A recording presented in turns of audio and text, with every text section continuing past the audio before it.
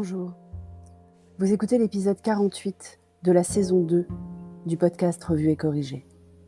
Cet épisode est tiré d'un billet du blog publié le 6 décembre et s'intitule « Polarisation ».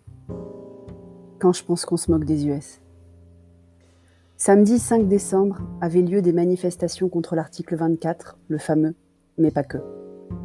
Pour dénoncer ce qui apparaît aux yeux de certains comme une loi liberticide, contre la réforme de l'assurance chômage aussi, je crois, et tout un tas d'autres revendications diverses et variées. J'avoue que j'ai un peu de mal à suivre, mais il y avait des gilets jaunes, des syndicalistes, des opposants à l'article 24 donc, des opposants au port du masque, des opposants à la réforme du chômage, comme je l'ai dit, et j'en passe. Tout cela rassemblé dans une marche des libertés. C'est joli comme nom. Ça donne envie d'y aller. Qui pourrait être contre une marche des libertés ? Je ne nie pas qu'il y ait des principes immuables et des lignes rouges. J'en ai aussi. La non-violence fait partie des miennes. Le respect de l'autre, même s'il n'a pas la même opinion que moi. L'écoute, l'échange, le débat. Mais là, j'assiste depuis plusieurs jours, non, semaines, non, plusieurs mois même, à une polarisation de la société française qui devient insupportable pour la citoyenne que je suis. Et très inquiétant pour la mère que je suis.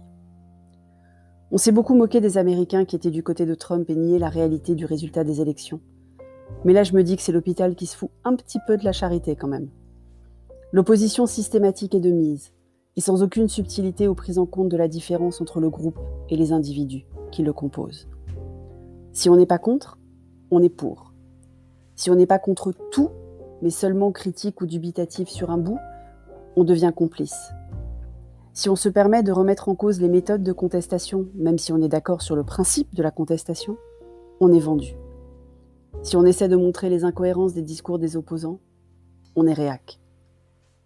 Pourquoi ceux qui sont si véhéments à demander le pas d'amalgame à juste titre sur certaines communautés mettent tous les policiers dans le même panier ?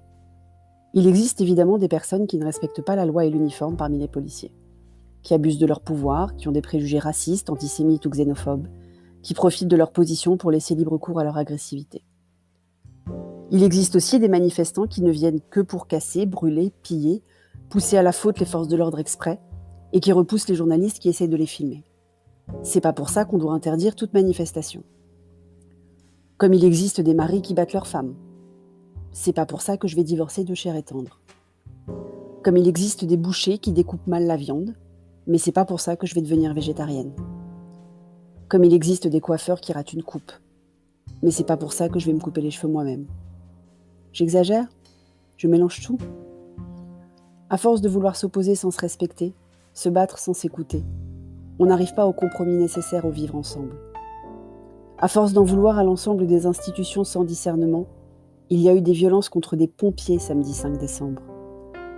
À force de réclamer plus de liberté en empiétant sur celle des autres, il y a eu des commerçants qui ne pourront pas essayer de rattraper un peu leur chiffre d'affaires perdu du confinement avec les achats de Noël. Je ne sais quoi penser. Sur la loi proprement dite qui propose de condamner la diffusion d'images de policiers non floutés à côté d'appels à la vengeance ou à la violence. Sur les oppositions à des caméras ou drones pour filmer des lieux publics par les mêmes qui ne veulent pas flouter les visages des policiers. Sur les pertes de liberté clamées par ceux qui empêchent en fait tout le reste de la population de sortir de chez eux les samedis. C'est un sujet tellement polémique que j'ai longuement hésité à en parler. Mais je pense sincèrement faire partie de la majorité silencieuse. Celle qui se pose des questions légitimes, tout en essayant de faire la part des choses. Celle qui croit que brûler le mobilier d'une banque ne fera pas avancer le schmilblick d'un pouce.